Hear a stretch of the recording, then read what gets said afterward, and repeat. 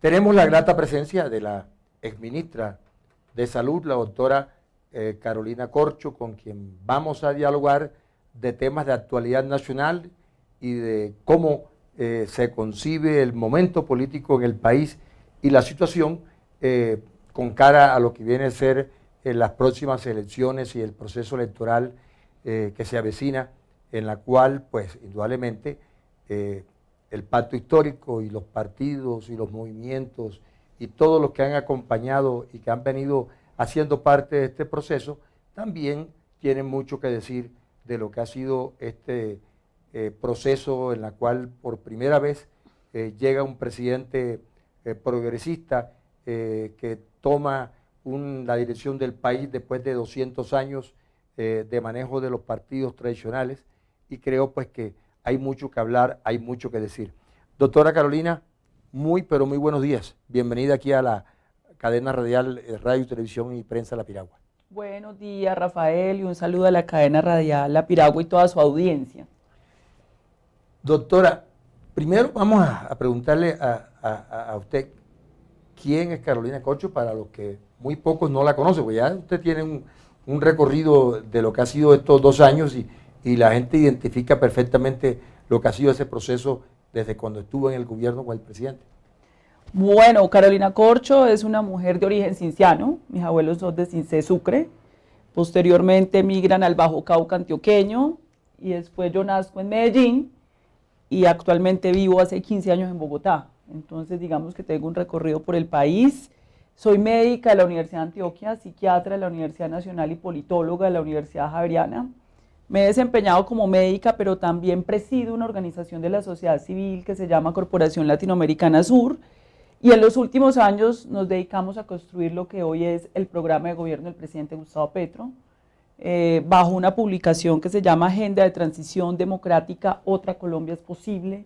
Se trabajaron con 65 investigadores y los movimientos sociales de Colombia, 10 temas para cambiar a Colombia. Ahí está la reforma a la salud, la pensional, la laboral, el tema agrario, el tema de transición energética y ambiental, el tema del ingreso mínimo vital.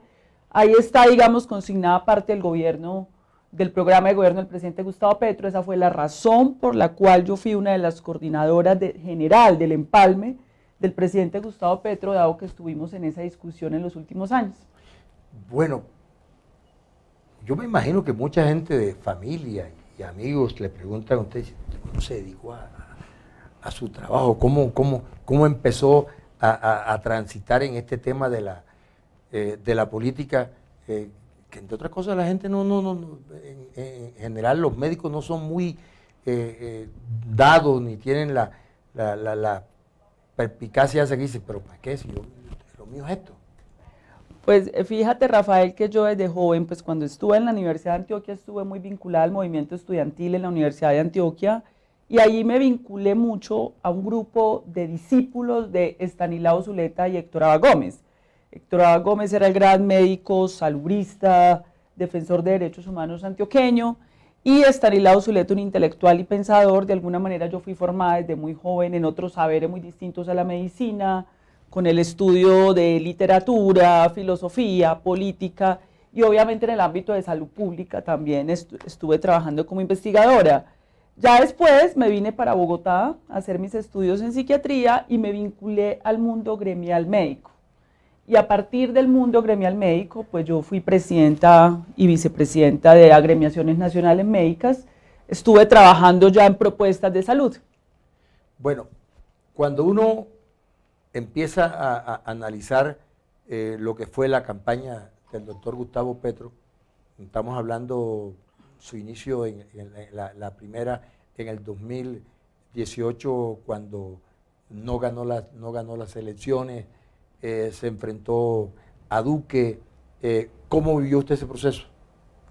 Bueno, el proceso de la campaña de Gustavo Petro, ahí yo conozco a Gustavo Petro hace por lo menos 20 años, desde que Gustavo Petro estaba en el Polo Democrático. Yo fui fundadora del Polo Democrático, pero tuve un paso muy breve allí, porque allá habían muchas discusiones, donde finalmente terminamos por fuera, hasta el propio Gustavo Petro terminó por fuera del Polo Democrático. Entonces, en ese enfrentamiento con Duque, yo lamenté muchísimo, eso fue la campaña del 2018, la decisión equivocada del centro político de abandonar e irse a ver ballenas, que fue el caso de Sergio Fajardo.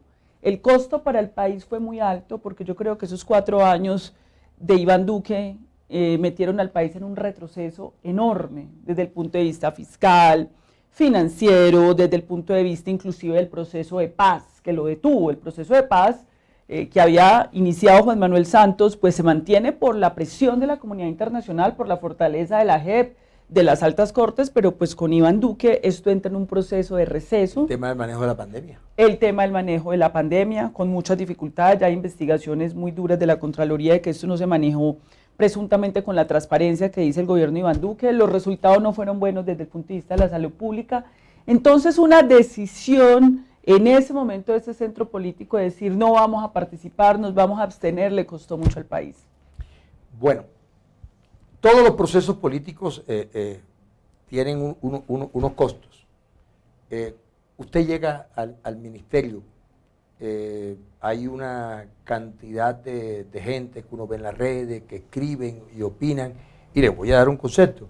Que usted cuando está en el ministerio, donde puso su voz con vehemencia, donde las discusiones que se dieron en el Congreso, pues muy álgidas algunas, son con sectores políticos que indudablemente tenían que hacerle el debate y con ellos era que tenía que darse la discusión. En ese proceso de discusión en el Congreso de la República, ¿qué aprendizaje tiene de ese paso y de tener que estar frente a quienes ustedes frente a quienes usted había visualizado de una manera diferente en campaña y le tocó ya estar allí como ministra y sentarse frente a una Paloma Valencia o frente a una María Fernanda Cabal? Mujeres, ojo, que también ese es otro tema, porque cuando el tema de mujeres también se pasa por los temas de derecha e izquierda, pero al final son posiciones desde el punto de vista femenino también, ¿no? Bueno, lo primero que tengo que decir es que lamentablemente para la democracia de este país tenemos una oposición muy cerrera. Yo no había visto una oposición tan cerrera, tan precaria, sin argumentos, obstruccionista, no le reconocen absolutamente nada al gobierno, absolutamente nada, y obviamente pues muy precaria en términos de los argumentos que presenta. Pero además hay una situación, y esto lo digo porque el presidente Gustavo Petro lo reconoció, y es que él de manera bien intencionada invita a ser parte de su gabinete a unas personalidades que él pensaba en su momento que le iban a ayudar a construir una transición democrática en Colombia y construir un cambio para que haya justicia social. Y estas personalidades terminaron haciendo una oposición dentro del gobierno. En la reforma a la salud, porque una cosa es que en un gabinete hayan divergencias, discusiones, normal, pero esto era una oposición, era una alianza de sectores y ministros dentro del gobierno con la oposición afuera. Eso fue lo que yo tuve que enfrentar y eso generó un atraso en que el gobierno pudiera llevar adelante su agenda legislativa. ¿Usted piensa que de pronto el hecho de que un ministro de Educación que quería ser ministro de Salud o un ministro de Hacienda que debía ser el casi que los pulmones para que el corazón y todo funcionara, fueran voces divergentes y con posiciones más políticas que técnicas? En un momento determinado dio al traste con que al final se aprobara o tuviera un mejor tránsito la reforma de la salud. Claro que sí, es que uno puede participar en un gobierno y tener discrepancias, pero no ser opositor. Si uno es opositor, pues uno no acepta el cargo dentro del gobierno. Con decirte, Rafael, y esto es importante que lo conozca el país, a mí me correspondió forjar mi propio equipo económico, dirigido por el economista Luis Jorge Garay, para enfrentar al Ministerio de Hacienda. Eso es absurdo, que yo hubiera tenido que tener casi que mi propio Ministerio de Hacienda para poder enfrentar con cifras al Ministerio de Hacienda del gobierno, que termina aceptando las cifras que nosotros presentamos y se puede erradicar la reforma a la salud. Entonces, evidentemente, esto generó una serie de dificultades, de desgaste al interior del gobierno y posteriormente ya vino la discusión política. Yo logré, cuando yo salgo del gobierno, yo entrego alrededor de 30 artículos aprobados y acordados en la Comisión Séptima de la Cámara de Representantes. y entrego el acuerdo político que se hizo con el partido de la U, conservador y liberal, sobre la reforma. Eso lo entrego y eso lo aprueba la Cámara mayoritariamente, pasa a Senado y allí es donde desafortunadamente ya en manos de mi sucesor se hunde la reforma a la salud. Bueno, fíjese, usted sale del ministerio y la gente pensaba, bueno, una persona más que quedan ahí en el de funcionarios que pasan por ministerio, por superintendencia y intrascendentes, no lo vuelve a ver el país, pero usted ha estado en conferencias, visitando regiones, en los departamentos, en los municipios, y ha tenido una acogida, hemos presenciado que ha tenido acogida no solamente las bases que apoyaron a Gustavo Petro, sino que la gente de centro también la mira como una figura que puede incidir en estas elecciones que vienen, independientemente si su aspiración es en la campaña presidencial, buscando al interior del pacto una candidatura presidencial, o si termina de pronto siendo candidata al Congreso de la República, en fin, o candidata a la alcaldía de Bogotá. Hoy el panorama sobre las especulaciones, hacia dónde puede dirigirse usted, ¿están abiertos? Bueno, lo primero, Rafael, es que yo estoy de acuerdo con el programa de gobierno del presidente Gustavo Petro porque lo ayudamos a construir. Yo creo profundamente que en Colombia tiene que haber una reforma agraria. Esa es una discusión liberal del siglo XX de Alfonso López Pumarejo y en Colombia llevamos un siglo y no hemos podido con eso. Yo creo que Colombia se tiene que reindustrializar para generar empleo. Yo creo, por ejemplo, que la educación superior hay que financiarla y hay que entregarle gratuidad a los jóvenes. Creo en la reforma a la salud y en la reforma pensional, que va a favorecer el 75% de los trabajadores. Es decir, yo creo, y es mi convicción, que ese programa debe continuar en Colombia. Y como lo creo, cuando yo salgo del Ministerio de Salud y Protección Social, a mí me preocupa la andanada de desinformación, dada la precariedad de la oposición política que existe en este momento. Entonces quiero hacer mi aporte con una labor pedagógica. Inicialmente iniciamos una labor pedagógica con la reforma a la salud, con las comunidades, con la ciudadanía, estuvimos en varias ciudades del país y posteriormente pues ya estamos en una pedagogía de la agenda de transición democrática, porque yo sí creo que es muy importante que el país entienda que estas ideas las requiere el país. Colombia tiene que entrar en el siglo XXI, no puede seguir en el atraso a la que la han sometido las élites políticas y económicas, las desigualdades, la pobreza. Entonces esa es la labor que he estado haciendo. Recientemente estuve en el Cesar, estuve en Aguachica, ahí pasé a norte de Santander, Ocaña, vengo recientemente de Manizales y ahora voy para Cartagena y Montería. De hecho, ya este fin de semana voy a estar en Cartagena, en la Universidad de Cartagena, y en Montería, dentro de 8 días, en la Universidad de Córdoba. Pues por mi origen yo tengo una relación con las instituciones académicas que me invitan permanentemente a hacer estos foros, pero también con las organizaciones sociales y de la sociedad civil con quienes construimos el programa que hoy desafortunadamente no se puede llevar adelante, pues por lo que vuelvo e insisto, hay una élite política y económica que no ha entendido que el país necesita estos cambios. Bueno, este es un país de regiones, pero hoy usted mira lo que ha sido la historia, lo que ha pasado con los países asiáticos después de un Vietnam, de un Corea, después de una devastación total en toda esta región y el resurgimiento del Pacífico, ¿sí? Donde le apostaron a la educación.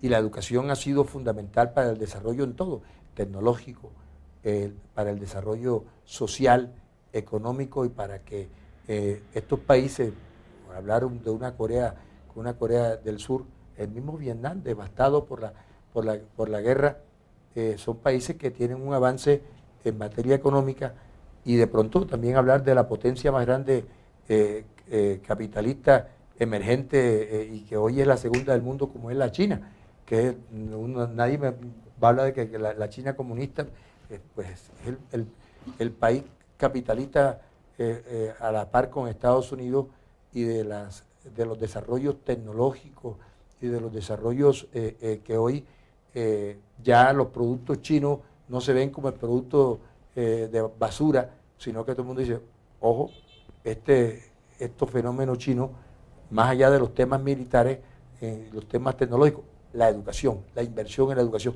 ¿Cómo consigue usted de que debe ser la educación hacia las regiones donde los muchachos no pueden entrar a la universidad? Ahora mirábamos que trajeron 20 de Córdoba, la Universidad Nacional, mediante un convenio con diferentes instituciones y alcaldías, han recibido a estudiantes de los municipios PD del departamento de Córdoba y van a entrar a medicina, bacteriología y el tema de salud. ¿Cómo ve que tengan que hacerse casos especiales y no se convierta en un tema general, que la gente tenga acceso a la educación? Se van a salvar 20. Bueno, lo primero que hay que decir es que en Colombia, Rafael, tenemos 2 millones de jóvenes que no acceden a la educación superior. Eso es muy grave. En este momento el gobierno presentó en el Congreso de la República una iniciativa para reformar 2 artículos de la Ley 30 para mejorar la financiación de la educación superior, porque lo que estamos viendo es que la universidad pública, los gastos crecen, pero no crece la financiación por parte del gobierno nacional. Pero además en esa propuesta se van a destinar recursos a las regiones, a los institutos técnicos y tecnológicos públicos, que tienen que tener los recursos porque esos recursos se quedan centralizados acá. Entonces yo creo que eso va a ser muy importante, yo creo que es una reforma dura, esperemos que el Congreso de la República lo entienda y mayoritariamente lo apruebe para que los jóvenes puedan acceder. Porque esto es fundamental para el desarrollo de un país. Por ejemplo, los chinos que han hecho, que es una economía emergente como lo has dicho, tienen cientos de miles de jóvenes en el mundo entero, estudiando doctorados, haciendo publicaciones, adquiriendo conocimiento, que luego regresan y se incorporan a las empresas estatales y privadas chinas a producir conocimiento, innovación, y esa es la base de su desarrollo, esa es la base de la industria. En el caso colombiano, nosotros vamos a necesitar jóvenes formados en el tema de las TICs, la inteligencia artificial, las nuevas tecnologías. ¿Por qué? Porque es que en Colombia necesitamos reactivar la industria. Y hay 4 industrias que ya se ha identificado en los estudios que nosotros hemos hecho que se pueden reactivar en Colombia. Primero, la agroindustria. La agroindustria no es solo un problema de la reforma agraria en términos de devolverle la tierra al campesino, que hay que hacerla. Tenemos 12, 15 millones de campesinos en situaciones de pobreza cuando tenemos que hacer restitución de tierras y tenemos que hacer también compra de tierras para entregar y recuperación de tierras. Es también que tiene que haber crédito de fomento. Tiene que haber acompañamiento de asistencia técnica del Estado para hacer comercialización y mercadeo. Es que Colombia no debería estar importando alimentos. ¿Cómo así que en Colombia estamos importando 14 millones de toneladas de alimentos en un año? Entre ellos el maíz, imagínate, cuando podríamos tener una industria para abastecer las grandes ciudades colombianas, para exportar con una línea de empleo para los jóvenes y para muchas personas en ese nivel. Y eso requiere educación, eso requiere tecnificación del campo. Pero hay una segunda línea que es de la que acaban de hablar en la COPS, que es la transición energética. Eso requiere inteligencia, eso requiere investigación de alto nivel, inversión pública para poder construir cuáles son las energías alternativas. La tercera línea que se ha investigado que podría ser, que es muy importante, es la producción nacional de medicamentos y vacunas. En Colombia en los años 90 se producían vacunas. Se dejaron de producir vacunas y podemos producir medicamentos para autoabastecimiento, dado que hay un problema de desabastecimiento mundial, pero también para exportaciones. Nosotros tenemos una diversidad de plantas donde nosotros podemos hacer mapeo genético para poder de ahí producir una cantidad. Pero ahí podríamos hablar que ha habido un saqueo claro. Genético y que viene de más de 100 años de investigadores y químicos, farmacéuticos europeos, sobre todo de la industria farmacéutica alemana, ¿sí? y europea, que han estado aquí, y ante la ignorancia de nuestras autoridades en el transcurso de estos años, pues se han llevado y aparecen. Hoy tomamos más el jarabe de totumo que viene de los laboratorios alemanes que el jarabe de totumo que hacían nuestros abuelos aquí. Cuando lo podemos producir nosotros, eso fue una discusión de la COPS de biodiversidad. ¿Por qué tenemos un conocimiento genético de secuenciación en el mundo y solo lo acaparan unos? Cuando eso debería ser democrático, ese conocimiento debería ser democrático y en Colombia tendríamos las condiciones para generar ese tipo de industrias. Y el otro tema que se ha examinado donde Colombia tiene muchas opciones es en el tema de ensamblaje de vehículos o en la metalurgia. en Bogotá tenemos una fortaleza allí, y ahí se puede generar un tema de proyección de este país hacia el empleo, hacia el desarrollo, y eso necesita educación.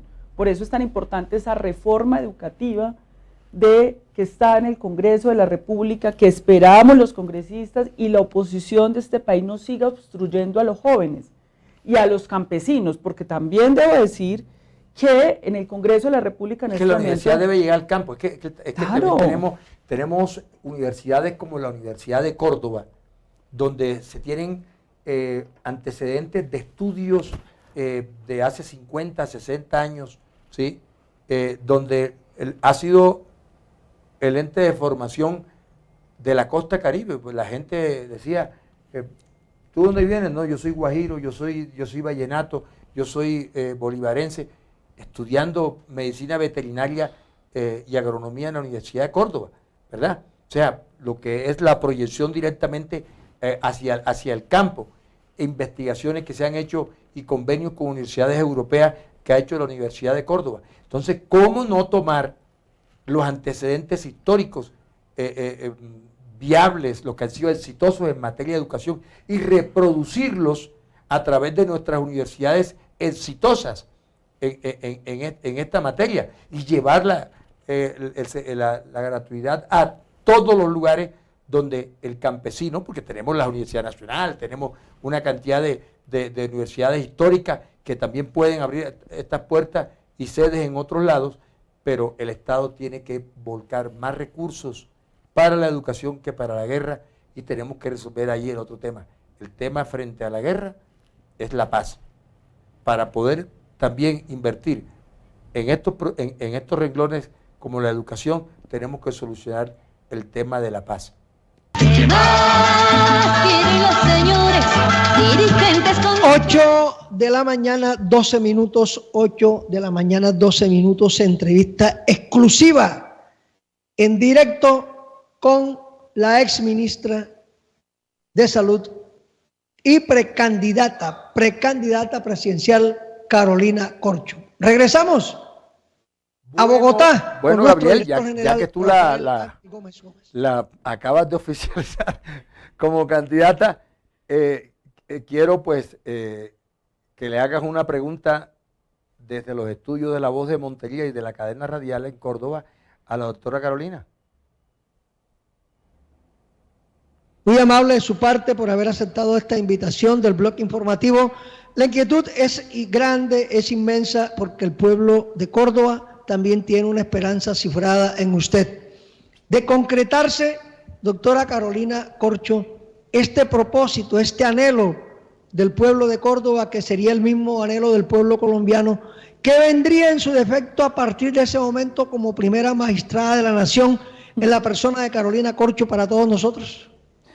Bueno, muchísimas gracias por la pregunta. Bueno, lo primero es que yo estoy aún en el proceso de consultas ciudadanas y regionales. Voy a ir a Córdoba a hacer ese proceso de consultas para poder hacer una definición de cuál sería mi futuro político. Esto también depende mucho de lo que pase con el Partido Unitario del Pacto Histórico, cuáles son las reglas de juego que se fijen para nombrar un candidato o candidata única, elegirlo. Con consultas populares, pero además yo soy una convencida de que el progresismo solo, la izquierda sola, no va a mantener este proyecto de cambio. Yo creo que hay que hacer un acuerdo programático con liberales progresistas, personas del centro progresistas, ciudadanos independientes, para hacer la más amplia convergencia democrática de este país, que derrote a la extrema derecha y que mantenga las líneas esenciales del programa de gobierno del presidente Gustavo Petro, porque yo creo en ese programa. Yo creo que Colombia tiene que superar la pobreza, la desigualdad, tiene que pensionar el mayor número de ciudadanos, tiene que volver los derechos laborales a trabajadores y trabajadoras, tiene que haber un derecho a la salud universal, tiene que industrializar y generar empleo en sus ciudades. Entonces yo creo que eso es en lo que estamos en este momento, en un momento bastante incierto, mientras que se toman esas definiciones del partido. Bueno, doctora, la polémica que se ha armado porque el presidente, reconociendo que este país tiene un conflicto múltiple, donde el proceso que emprendió el expresidente Uribe todavía ni siquiera se ha concretado con lo que fueron los actores llamados las autodefensas, que hoy muchos de esos sectores se encuentran vivos y con otros nombres, pero que siguen haciendo presencia en los territorios y son actores del conflicto. ¿Cómo ve esa situación que desde la derecha, que fueron los que prácticamente de donde se agenció su desmovilización y su reintegración a la sociedad civil, entre comillas, y que hoy muchos de ellos no están reintegrados, están totalmente todavía inmersos en sus procesos y sin aportarle a la verdad y a la justicia, donde hoy aquí se están hablando de hornos, o sea, en un país donde por lo menos Salvatore Mancuso tiene 5.000 procesos por homicidio, donde los hornos en Cúcuta y en la región del norte de Santander, en otras partes lo ven con horror, en Europa y en cualquier parte del mundo civilizado dice, hombre, pues, ¿qué clase de sociedad es esa? Que normalmente un tipo lo están juzgando por 5.000 procesos y está gestor de paz. ¿Cómo crees que puede ser este experimento hecho por el presentado por el presidente en el marco del proceso de paz total? Y después miramos cuál sería la visión que nos ven en el exterior. Bueno, lo primero que tenemos que comprender es que el proceso de justicia y paz del gobierno de Álvaro Uribe Vélez es un proceso de desmovilización de las AUC que es muy lento, porque cogen caso por caso individual. Terminó en ese momento con un proceso de extradición de varios de los jefes paramilitares, un proceso de extradición muy 12 complejo. años prácticamente interrumpido. Exactamente, se interrumpe, pero aparte de eso, la extradición nos impide a los colombianos conocer la verdad. Y esta es la hora de que todavía Justicia y Paz, en más de una década, no ha tenido cierres de procesos donde se haya hecho justicia, paz y reparación. Lo que yo veo con lo de la paz total es que hay como dos tipos de negociaciones. Una con actores armados con reconocimiento político, como el ELN, la segunda Marquetalia del Estado Mayor Central, pero hay otro proceso que hay que hacer también, que son con estos grupos ligados al narcotráfico, como el Clan del Golfo, ligados al paramilitarismo, o las bandas urbanas, que por ejemplo en el caso del Valle de Aburrá de Antioquia, estamos hablando de 300 combos, 12.000 jóvenes trabajando para las oficinas. Esto también es el fenómeno de Quibdó, Buenaventura, la Sierra Nevada de Santa Marta, Barranquilla también está en esa situación, Bogotá, o sea, estamos hablando de que por eso se llama paz total. Y cuando se nombran estas personas gestoras de paz, lo que se pretende es que ellos ayuden en el proceso de desmovilización de todas estas bandas que tienen reclutados a jóvenes, que los tienen a sueldo. Y además, si se logra ese proceso de desmovilización y de sometimiento y acogimiento a la justicia, que entreguen rutas del narcotráfico. Pero hay quienes piensan que los antiguos subalternos no quieren saber nada de sus antiguos jefes porque quienes tienen el dominio territorial son ellos. Entonces allí puede presentarse una serie de conflictos donde algunos plantean que tiene que presentarse como gestores de paz a quienes hoy que son la realidad del conflicto. O sea, ¿cómo hacer que esto no se convierta en un conflicto más y se convierta más bien en un proceso de transición entre quienes hoy tienen con otros nombres, AUC, Gaetanista, Clan del Golfo, Pachengas en unos lados, en otros lados están mezclados, que inclusive con carteles internacionales como el de Aragua y como de Venezuela y como los mexicanos, que son los carteles silenciosos, pero los que tienen la mano, la llave del combustible del conflicto.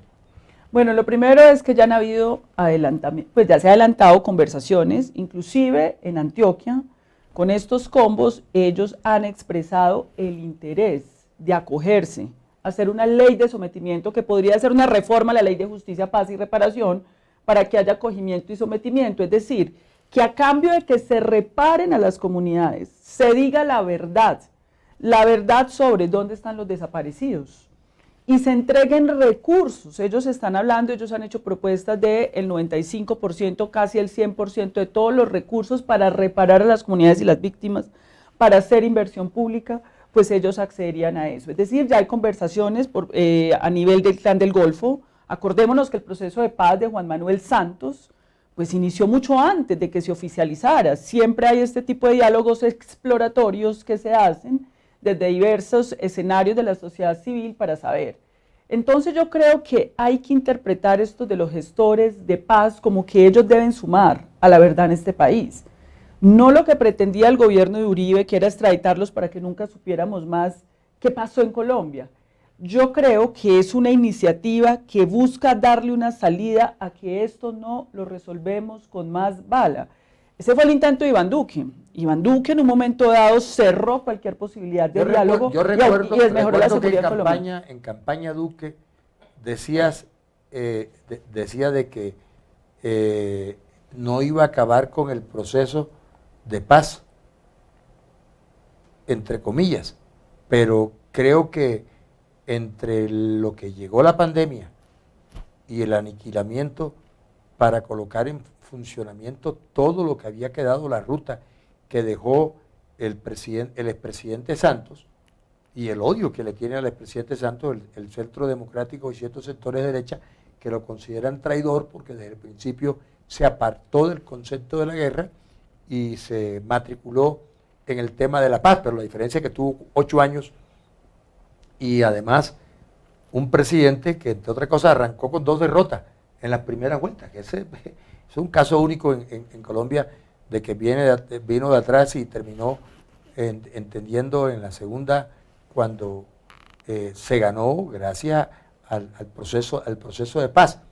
De pronto no tuvo el mismo manejo para buscar un sucesor para que la paz se mantuviera y tuviera un hilo conductor en ese proceso. Pero hoy el hilo conductor, también con las autodefensas pueden decirlo, con la llegada de un Mancuso a Córdoba,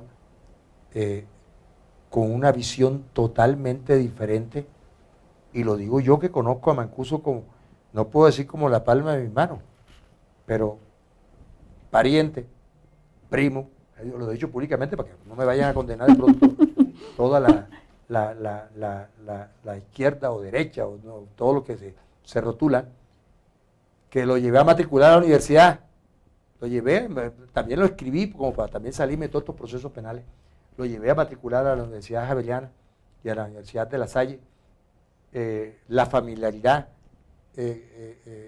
creo que da para también elaborar distancia, porque conocí a él y de niño, de joven, y uno mirar y dice, qué transformación se dio en una persona para llegar a tener este comportamiento y este odio hacia un país en la guerra que se dio, y después volver a Colombia, porque es que una persona que tuvo 14 años preso, 15 años preso, no es cualquier cosa, llegar a reconocer, ser gestor de paz.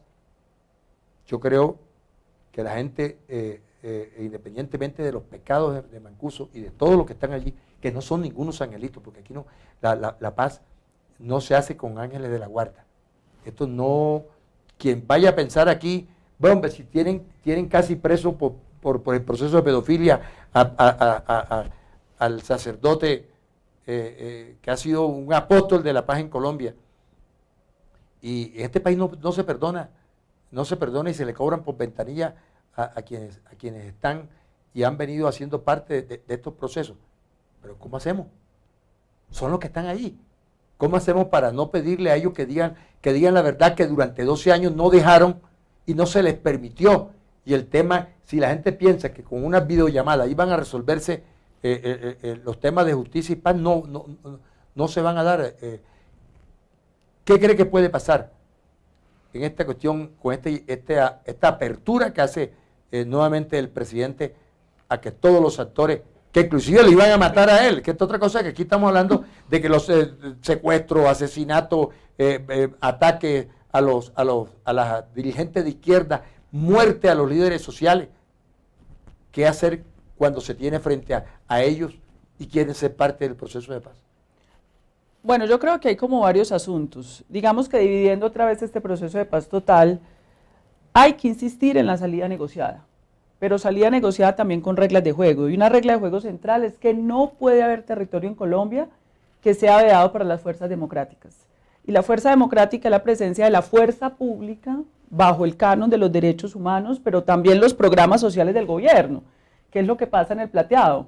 En el Plateado, en el CAI, en el Cauca, no es solamente que llegue la fuerza pública del ejército, es que tiene que llegar la escuela, tiene que llegar el puesto de salud, tiene que llegar la ayuda para los campesinos, para que empiecen a hacer los cultivos, y no puede haber lugar vedado.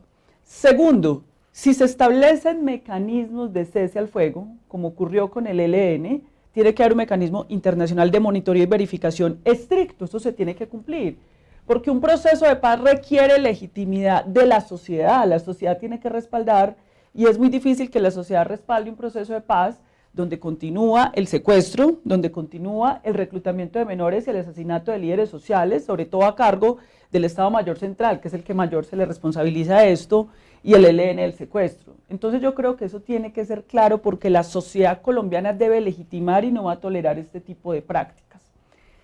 Y eso mismo, con estos grupos sin reconocimiento político, que tienen que pasar por un proyecto de ley en el Congreso de la República, porque no es que el presidente de la República diga, yo vengo aquí a exonerar a los señores, sino que es que ya el otro año se vence Ley de Justicia y Paz. Y la iniciativa es hacer una reforma para incluir a estos grupos, porque ¿qué es lo que nos interesa al final, Rafael? Que no se siga disparando en este país, que no sigan matando, que no siga el narcotráfico reclutando a los jóvenes. Tú sabes lo que es tener una generación de un ejército de 30.000 jóvenes que hay en Colombia aproximadamente, al margen del Estado, delinquiendo. Eso es lo que hay que parar, y hay que agotar todos los esfuerzos posibles. Sin embargo, eso tiene que tener resultados, tiene que verse seriedad del otro lado también para cumplir, celeridad.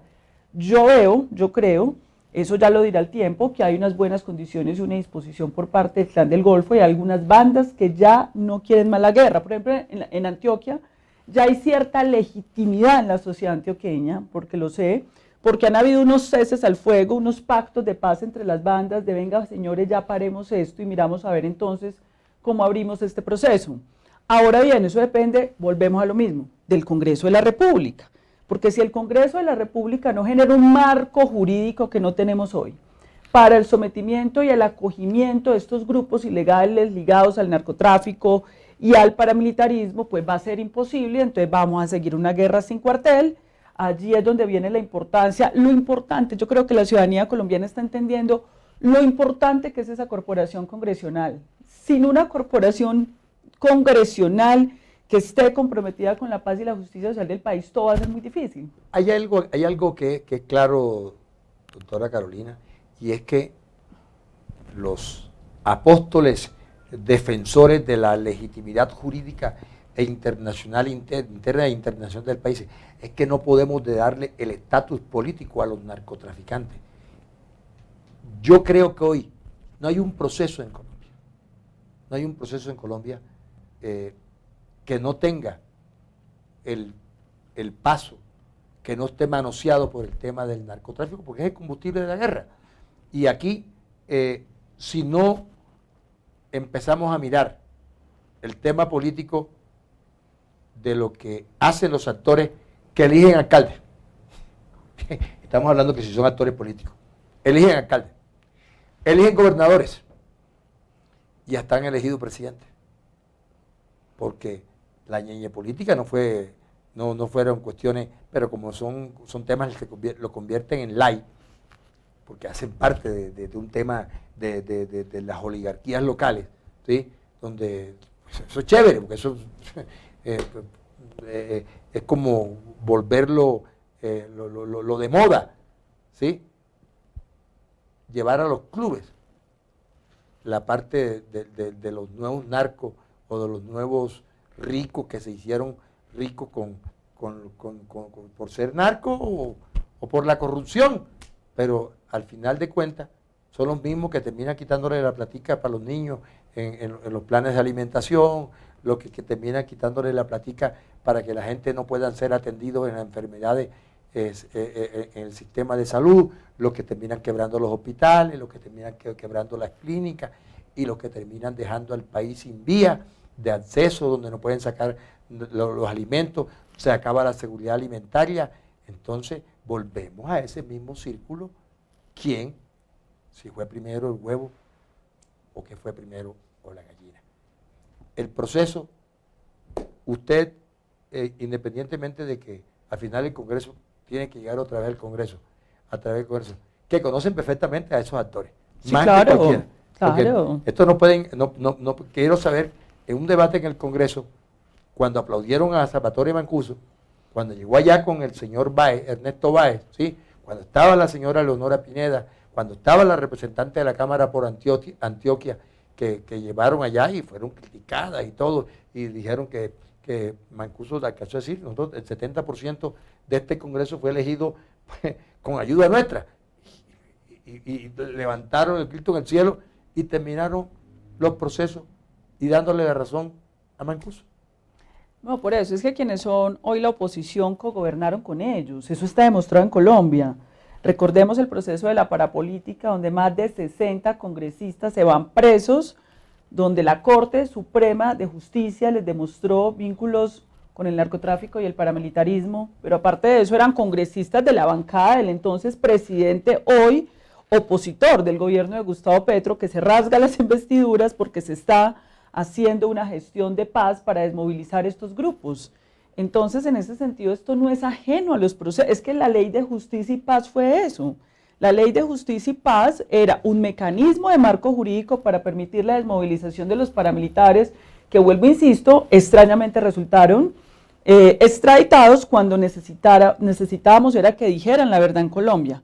Verdades como las que han dicho en la JEP, el Tribunal de Justicia Especial de Paz, en donde inclusive han reconocido que con las platas de la salud financiaban grupos armados al margen de la ley, con los recursos públicos de los colombianos, y una serie de verdades que hemos conocido y que son importantes para que este país cambie. Y a nosotros nos interesa la verdad y también la reparación. Y en ese sentido es muy importante que en cualquier proceso haya un tribunal de cierre. Tiene que haber un tribunal de cierre por una razón distinta, y esto es algo, Rafael, que no ha entendido el ELN. El ELN cree que estamos en una guerra o en un proceso como en los años 60 y 70, donde simplemente usted deme amnistía e indulto y ya, porque yo soy un actor político rebelde, como eran las guerrillas liberales conservadoras en esa confrontación, pero resulta que el mundo cambió, porque en la década de los 90 ya hay un estatuto de Roma, una corte penal internacional, y si estos grupos armados cometieron crímenes de guerra, delitos de lesa humanidad, tienen que ser juzgados o por un tribunal de cierre transicional en Colombia o por la Corte Penal Internacional.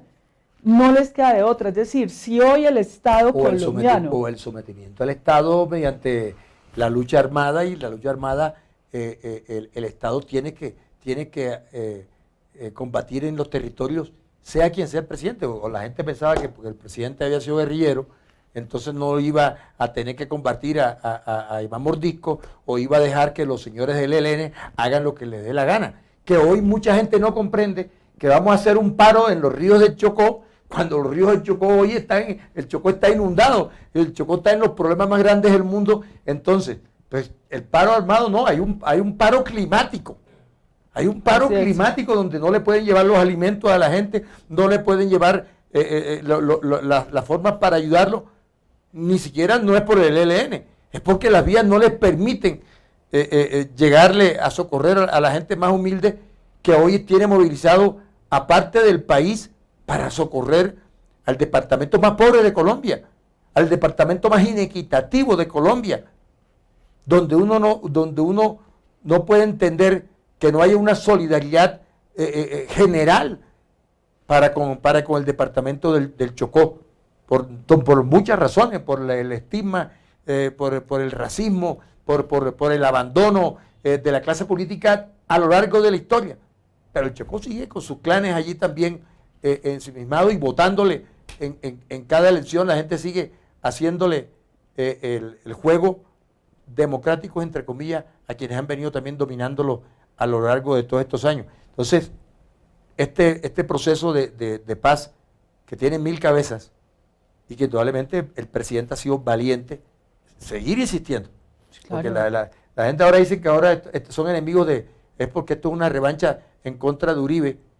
Pero si al presidente Uribe, el país en su momento también les apoyaron el tema de las autodefensas. Hubo legislación positiva para poder sentarlos. Que no han terminado los procesos, es otra cosa. Entonces, aquí es peor, le toca al presidente asumir un tema de La Habana que fue del presidente Santos.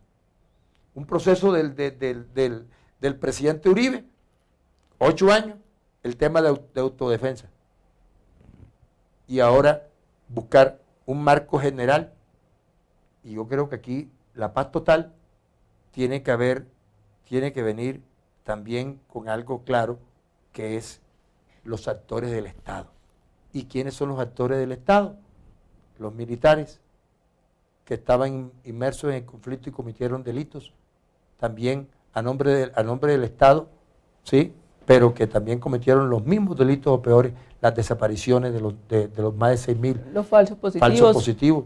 Los mal llamados falsos positivos. Los miles de desaparecidos. Es que aparte de los falsos positivos hay miles de desaparecidos, gente que nunca vamos a encontrar, de pronto, lastimosamente, tanto por la acción de la guerrilla como por los grupos paramilitares y otros actores de la violencia. ¿Cómo se ve en un hipotético caso de que usted pueda llegar a ser candidata presidencial? Porque de un cacho puede estar que mañana usted se gane las consultas internas, porque todo el que participa tiene la oportunidad de que sea escogido, a lo mejor, y si eso se da, y aquí tendré y espero tener a todos los candidatos de los que aspiren a ser parte del proceso y representar al gobierno Petro, y también a los de la derecha, porque nosotros necesitamos conocer de todo el mundo qué piensa para llegar a gobernar. Mañana puedo estar sentado con usted aquí, como candidata, como lo estuve con el presidente Petro en Montería antes de Semana Santa, antes de que fuera elegido presidente. ¿Cómo se ve usted con la posibilidad de candidata tener que lidiar con este tema de la paz y proponerle a los colombianos más tolerancia? Porque creo que lo que le estamos pidiendo al pueblo colombiano es más tolerancia para que podamos comprender la complejidad de un proceso de paz. Bueno, lo primero es que a mí me preocupa mucho que la extrema derecha en este momento está agitando una campaña de miedo en el país para poder lanzar otra vez gritos de guerra como ocurrió en otro momento y llevar con el miedo al electorado a volver a votar por ellos para que continúen las condiciones de guerra y de desigualdad en este país. Vuelvo e insisto, los informes de Naciones Unidas son claros que cuando rompes las posibilidades de procesos de negociación, la seguridad no mejora.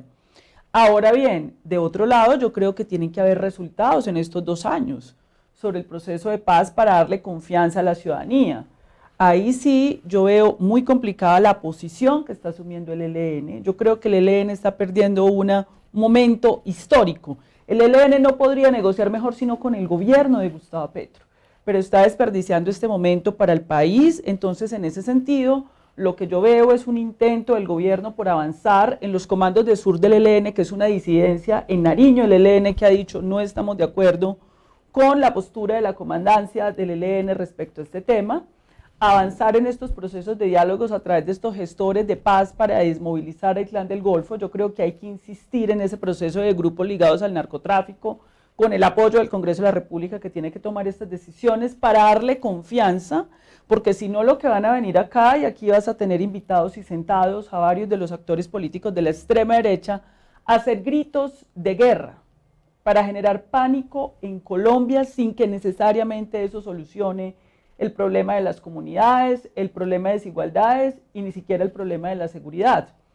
Tú sabes, por ejemplo, en el Caribe colombiano, hace poco estaba en Barranquilla en algunas conversaciones, y hay una negación del gobierno local de Barranquilla, por ejemplo, a aceptar que parte de la delincuencia y la inseguridad en esta ciudad tiene que ver con bandas ligadas al narcotráfico, al gran narcotráfico. Me recuerda mucho lo que pasaba en otras ciudades de Colombia, donde negar un problema no es resolverlo. Tienes que tener observatorios serios para poder saber cuáles son las modalidades de crímenes que se están cometiendo allá, y si es el narcotráfico tiene que haber medidas de inteligencia, de contrainteligencia, fuerza pública, pero también programas sociales para disuadir al joven y para que no te lo recluten. Entonces yo veo muchos de esos sectores de la oposición que ya están gobernando, que niegan esa realidad para luego lanzarnos al miedo, y eso es lo que no se puede permitir. Por eso hay que mostrar resultados y avances en que la salida tiene que ser por la vía de la negociación. Y completamente de acuerdo contigo. Eso no implica que vayamos a tolerar entonces que Iván Mordisco amordace la población, sin que haya una acción efectiva de las fuerzas democráticas en el territorio nacional, y yo creo que eso hay que ser muy claro. No puede haber lugar vetado en el territorio nacional para las fuerzas democráticas, para la acción de la fuerza pública allí, donde aquellos que se comprometan a un cese al fuego no cumplan. Eso tiene que ser con monitoreo, con verificación concreta y con acción y respuesta en el momento en que no cumplan. Uno se preguntaría si es que en medio de la miopía del ELN y de los señores de la disidencia de la FARC piensan que le puede ir mejor con un gobierno de derecha cuando un gobierno que está ofreciéndoles nuevamente el tema de la seguridad democrática y la seguridad democrática bajo los conceptos que han manejado a lo largo de los 8 años que fue el gobierno del presidente Uribe y los 4 años del gobierno del presidente Duque. Entonces, el planteamiento sobre lo que nosotros como país esperamos de un proceso de paz, de un proceso de diálogo, y en la cual todos los actores, al final de cuentas, armados y no armados, pero que han hecho parte de la violencia en Colombia, al final esto va a llegar al Congreso de la República. Al final.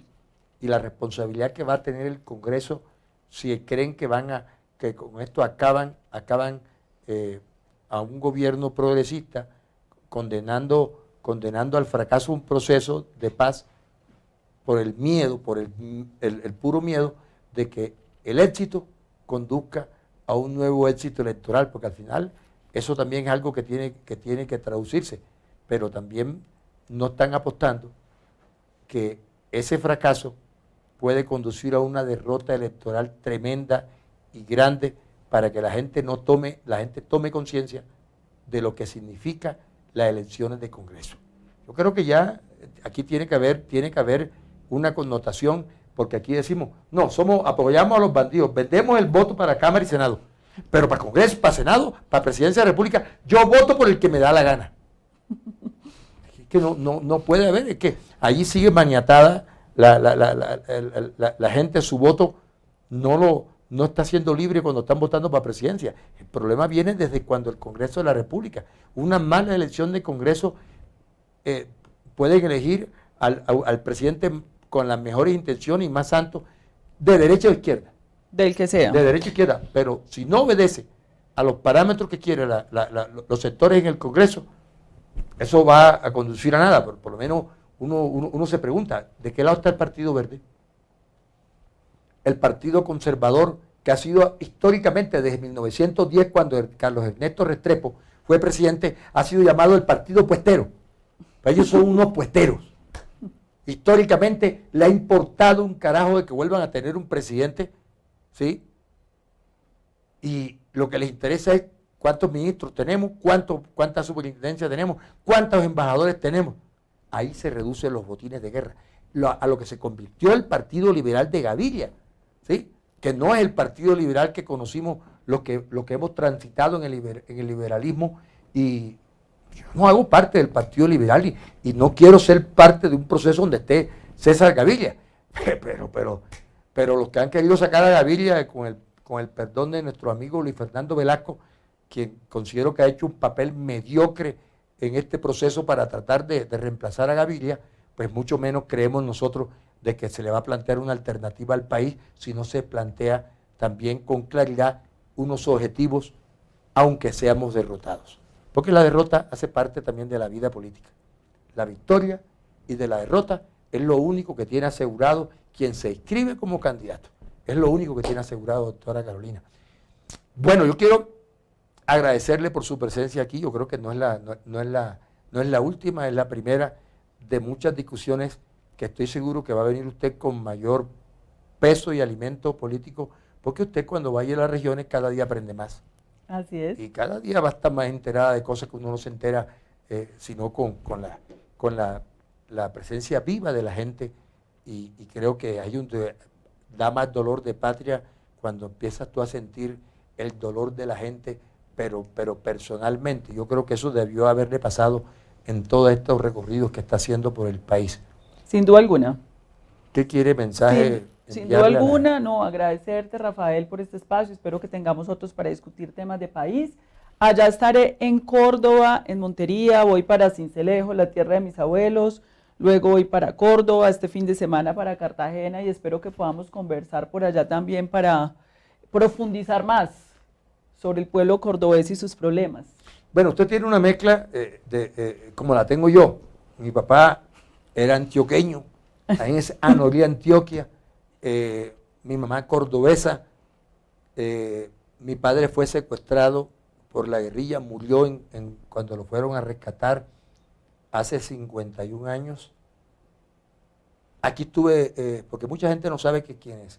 De alguna u otra manera, casi todos los colombianos tenemos procesos dolorosos de este conflicto. Sí, casi claro. Todos, casi no nos escapamos de estos procesos dolorosos. Y yo entrevisté a Francisco Caraballo, quien fue el que secuestró a mi papá. Hace 8 años, 9 años, entrevisté a Francisco Caraballo, y también fue como una especie de catarsis y un cierre. Recuerdo que lo hice en presencia que me pidió el presidente Santos que lo hiciera, y Lucho Garzón hizo el acercamiento para hacer esa entrevista. Mi mamá no quería, y faltaban verdades que conocimos en ese momento, y algunas que ya conocíamos, y creo que eso nos ayudó a sanar un poco en ese proceso.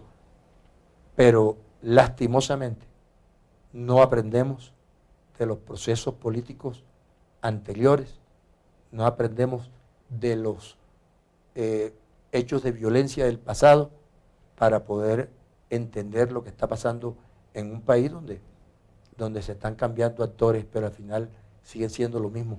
El campesino muere en el ejército, muere en las fuerzas militares, porque no son los hijos de los ricos los que van a la guerra, son los muchachos de la guerrilla, campesinos o reclutados a la fuerza o convencidos, pero son gente pobre, campesina, humilde, son gente sin oportunidades. La gente desplazada en las ciudades que, a pesar de haber estudiado, tienen que ser mototaxistas, taxistas, y no tienen oportunidades porque no hay generación de oportunidades por parte del Estado que les dieran esas oportunidades. Aquí va a tener usted que enfrentarse a todo esto, doctora Carolina. Ha sido un placer tenerla aquí en nuestros estudios, los que nos están escuchando a través de las ondas hercianas de nuestras emisoras a lo largo y ancho de nuestro territorio, a través del canal de televisión y a través de las redes sociales. Pues ella es Carolina Corcho, médica psiquiatra, fue ministra de Salud y aspira a recorrer el país y de pronto explorar la oportunidad de dirigir este país. Muchas gracias por estar con nosotros. Gracias, Rafael, y muchas gracias a toda la red y la cadena radial. Que tengan ustedes un feliz día.